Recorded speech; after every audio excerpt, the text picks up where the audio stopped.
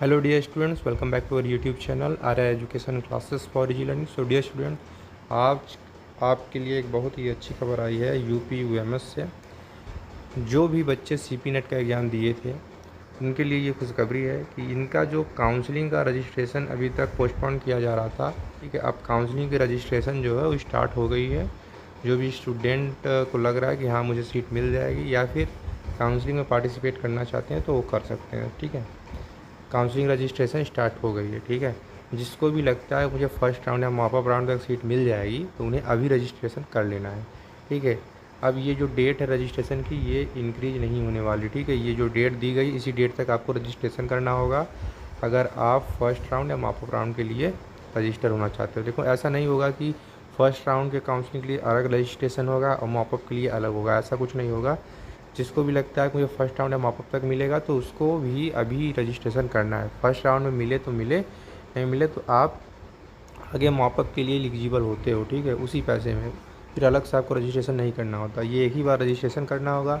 आपको first round में seat allot होगी तो ठीक है, नहीं तो मॉपअप के लिए आप एलिजिबल होते हो।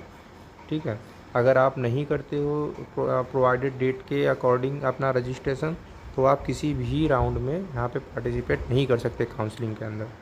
ठीक है, चलिए देखते हैं क्या इंस्ट्रक्शंस हैं इनके काउंसलिंग से रिलेटेड, इनको पढ़ते हैं और चीज़ों को समझते हैं। ठीक है, तो C P NET 2025 necessary instructions for C P NET 2005 counselling. ठीक है, तो पहला इंस्ट्रक्शन दिया गया है कि यहाँ हिंदी और इंग्लिश दोनों में दिया गया है, तो हम लोग इंग्लिश में पढ़ेंगे, मैं आपको हिंदी में समझा भी दूंगा। ठीक है, The admission process of B Pharmacy GNM ANM program for CPNET 2025 will be conducted entirely through online counseling। जो एडमिशन प्रोसेस है B pharmacy GNM ANM CPNET के थ्रू जो CPNET एग्ज़ाम के थ्रू जो हो रहा है ये कंडक्ट होगा पूरा का पूरा ऑनलाइन प्रोसेस होगा। ठीक है, जो एडमिशन प्रोसेस है पूरा कैसा होगा, ऑनलाइन होगा। बस यहाँ डॉक्यूमेंट वेरिफिकेशन के लिए आपको आना होगा। ठीक है, बाकी जो काउंसलिंग की रजिस्ट्रेशन सारा ऑनलाइन होगा यहाँ पे। उसके बाद क्या कहा गया है, to participate in online counselling candidate are required to pay total of ₹10,500। इस ऑनलाइन काउंसलिंग में जो काउंसलिंग रजिस्ट्रेशन हो रहा है इसमें पार्टिसिपेट करने के लिए आपको 10,500 सभी स्टूडेंट्स को क्या करना है, पे करना होगा। ठीक है, ये जो 500 रुपीज़ होगा इसमें 10,500 में वो आपकी काउंसलिंग रजिस्ट्रेशन के लिए जो फ़ीस है वो है, और जो 10,000 है ये सिक्योरिटी डिपॉजिट है। ठीक है, इसे कॉशन मनी कर सकते हो, ये रिफंडेबल होता है। ठीक है, आप 10,500 एक बार पे करके काउंसलिंग रजिस्ट्रेशन पूरा कर लोगे तो अगर आपको सीट अलॉटमेंट होगी तो ठीक, नहीं होगी तो आपको 10,000 रिफ़ंड कर दिए जाएंगे आपके बैंक अकाउंट में। लेकिन ये जो 500 रुपये हैं ये आपको सीट मिले या ना मिले ये रिफ़ंड नहीं किए जाएंगे। 500 रुपये जो है वो नॉन रिफ़ंडेबल है। ठीक है, काउंसलिंग रजिस्ट्रेशन की फ़ीस है, अगर आप काउंसलिंग रजिस्ट्रेशन कर रहे हो तो आपको 500 रुपये जमा करना ही होगा, आपको सीट मिले या ना मिले। ठीक है, तो ये 10,500 रुपये लगेंगे आपके इस बार। 10,000 जो है वो रिफंडेबल है, 500 नॉन रिफंडेबल है। ठीक है, candidate who do not register by the specified deadline will be excluded from the online counselling process. जो भी डेडलाइन इनके द्वारा दी गई है, ठीक है, तो उस डेडलाइन तक, उस टाइम तक अगर कोई भी कैंडिडेट रजिस्टर नहीं कर पाता है तो काउंसलिंग प्रोसेस से अलग कर दिया जाएगा। ठीक है, किसी भी राउंड के काउंसलिंग में वो पार्टिसिपेट नहीं कर सकता। ठीक है,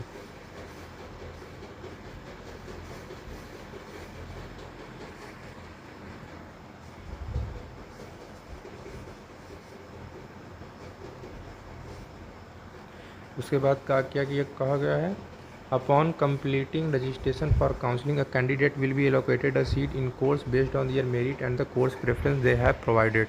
ठीक है, जब ये पूरा काउंसलिंग का रजिस्ट्रेशन आप कर लोगे तो कैंडिडेट को सीट अलॉट किया जाएगा उनके मेरिट यानी जो भी मार्क्स आप पाए हो, जो भी रैंक है आपकी उसके बेसिस पे आपको सीट प्रोवाइड की जाएगी। और जो कोर्स प्रेफरेंस है, कौन सा कोर्स आप आगे रखे हो, कोर्स प्रेफरेंस के आधार पे आपको सीट प्रोवाइड की जाएगी। आपका कोर्स प्रेफरेंस जो है फर्स्ट सेकंड थर्ड करके आ रहा होगा। ठीक है, लड़कों को क्या तो दो ही प्रेफरेंस आएंगे, या तो GNM या तो बी फार्मेसी। ठीक है, तो इसमें आपने फर्स्ट प्रेफरेंस में जो डाला होगा वही आपको मिलेगा। ठीक है, फर्स्ट प्रेफरेंस पे जो डालें, आप बी फार्म डाले होंगे तो बी फार्म मिलेगा, GNM डाले होंगे तो जीएनएम मिलेगा, ठीक है। बाद में आप शायद से चेंज, अगर आपके अच्छे रैंक है, आपका अच्छा रैंक है और आप चेंज कराना चाहते हो, जैसे फर्स्ट प्रेफरेंस में आपने बी फार्म डाला है, सेकंड पे जीएनएम डाला है और आप जीएनएम करना चाहते हो, आपकी रैंक अच्छी है, आपके नंबर अच्छे हैं, तो आप यूनिवर्सिटी में जाके उसे चेंज करा सकते हो, ठीक है। क्योंकि आपके नंबर अच्छे हैं, रैंक अच्छे है, तो सीट अगर बची होगी तो आपको ज़रूर से प्रोवाइड किया जाएगा, ठीक है। कहीं कुछ कुछ बच्चों की प्रीवियस ईयर में क्या हुआ था, कुछ बच्चों को ये प्रॉब्लम आई थी कि मतलब कि वो लेना चाहते थे जीएनएम, उन्हें बी फार्म दे दिया गया, ठीक है। तो या फिर जो जीएनएम वाले हैं उनको बी फार्म करना था तो उनको जीएनएम सीट मिल गई, चेंज कराना चाहते थे तो उनमें कुछ प्रॉब्लम आती है, ठीक है। तो आप लोग देख लीजिएगा, लेकिन हाँ, जो फर्स्ट प्रेफरेंस में आप जो डाले हैं वही आपको मिलता है अगर आपके नंबर अच्छे होते हैं तो। और बाकी अगर आपके नंबर अच्छे नहीं है तो फर्स्ट या सेकंड प्रेफरेंस, ठीक है, फर्स्ट सेकंड थर्ड प्रेफरेंस जो भी है, तो जिसमें भी जिस कोर्स में भी सीट बचती है वो आपको मिलेगा, ठीक है। वो आपके इच्छा से नहीं मिलेगा कि हमको ये चाहिए तो ये दे दे, वो उस पर डिपेंड करता है कि किस कोर्स में सीट बची हुई है, जिसमें बची होगी वो आपको दे दिया जाएगा, ठीक है। अगर आपके नंबर अच्छे नहीं है, रैंक नहीं अच्छी है तो, ठीक है। आगे के देखते हैं क्या इंस्ट्रक्शंस है। Allotment information will be provided in registered email and SMS and also through a logging panel on the website of the university।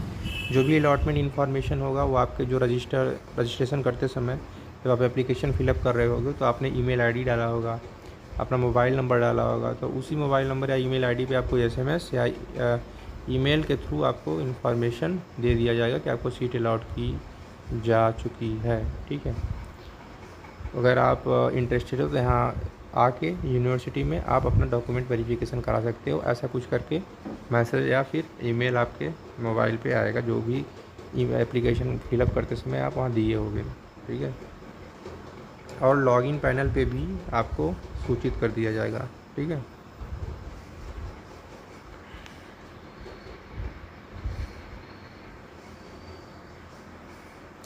After allotment in the first counseling the candidate can take action on the login panel, ठीक है। यहाँ पे देखिए क्या दिया, जब seat allot हो जाएगी, after allotment in the first counselling the candidate can take action on the login.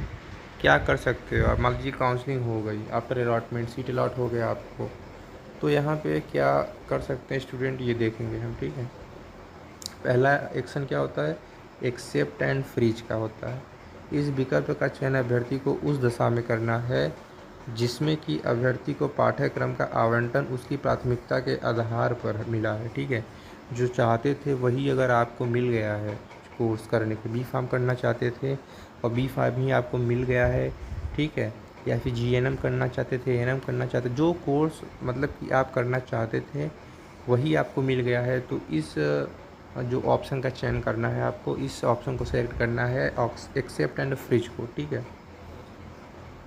This option has to be selected by the candidate in the case the course has been allotted to the candidate on the basis of his or her preference। आपके preference के basis पर अगर मिला है तो आपको accept and freeze करना है, ठीक है। और इसको करने के बाद कोई चेंज नहीं कर सकते आप, एक्सेप्ट एंड फ्रीज कर दिया एक बार तो कोई चेंज नहीं कर सकते आप आगे अपने प्रेफरेंस में, तब आपको वही कोर्स करना होगा।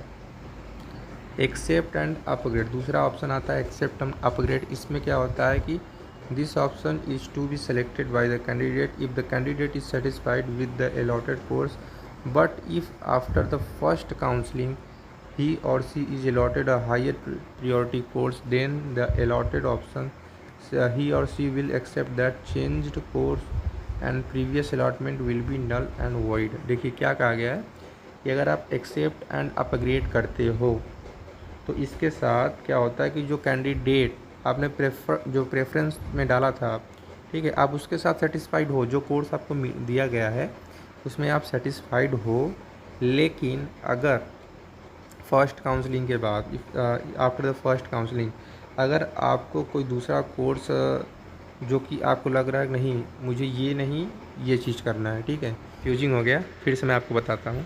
देखिए एक्सेप्ट एंड अपग्रेड का मतलब होता है कि जो कोर्स आपको यूनिवर्सिटी द्वारा दिया गया है आप उससे सेटिस्फाइड हो, ठीक है, लेकिन अगर आपको मौका मिलता है इसे चेंज करने का ठीक है। तो फास्ट काउंसलिंग के बाद आप इसे चेंज कर सकते हो, इसका यही मतलब है। ठीक है। Reject and exit. Reject and exit क्या है? The candidate has to select the above option in case the student does not want to take admission in the allotted course and does not want to participate in further counseling and mop-up round also। Reject and exit का मतलब होता है कि आपको जो दिया गया course है उससे आप बिल्कुल सेटिस्फाइड नहीं है और आप कोई चांस नहीं लेना चाहते और किसी भी काउंसलिंग के राउंड में आप पार्टिसिपेट नहीं करना चाहते, तो आप रिजेक्ट एंड एग्ज़िट करोगे। ठीक है। यानी ये रिजेक्ट एंड एग्ज़िट करने के बाद आपके पास कोई भी ऑप्शन नहीं होगा, कोई भी मतलब कह सकते हैं कि आप किसी भी राउंड में, काउंसलिंग के राउंड में आप पार्टिसिपेट नहीं कर सकते, आप बिल्कुल ही अलग हो गए हो। ठीक है। काउंसलिंग से रिजेक्ट एंड एग्ज़िट कर देते हो तो।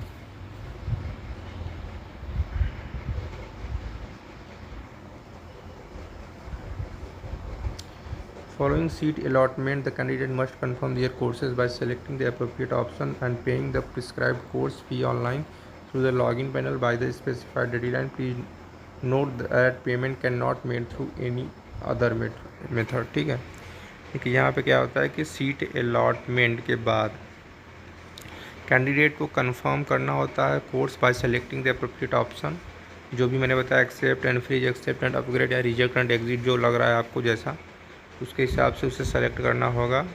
और अब उसकी जो फ़ी होती है ऑनलाइन, आपको वहाँ पे क्या करना होगा, लॉगिन पैनल के थ्रू ऑनलाइन फीस वहाँ पे स्पेसिफाइड डेडलाइन यानी जो टाइम गिवन है उसके अकॉर्डिंग आपको वहाँ पे करना होगा। ठीक है।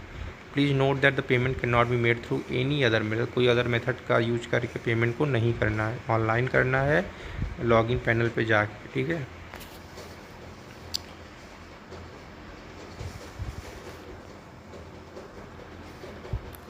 Candidate who do not select one of the provided option and fail to pay the course fees by the prescribed deadline will have their seat allotment automatically cancelled। देखिए कोई भी कैंडिडेट होता है जो फ़ी पे नहीं कर पाता दिए गए समय पे, ठीक है, और ठीक है, कैंडिडेट हु डू नॉट, या फिर कोई ऑप्शन, जो जितने भी ऑप्शन मैंने बताए ऊपर, except and freeze, accept and upgrade या रिजेक्ट एंड एग्जिट, इन ऑप्शंस का सेलेक्ट नहीं कर पाता टाइमली या फिर फीस टाइमली नहीं पे कर पाता, तो उसकी सीट जो होगी वो ऑटोमेटिक कैंसिल कर दी जाएगी। ठीक है। There seat will be considered vacant.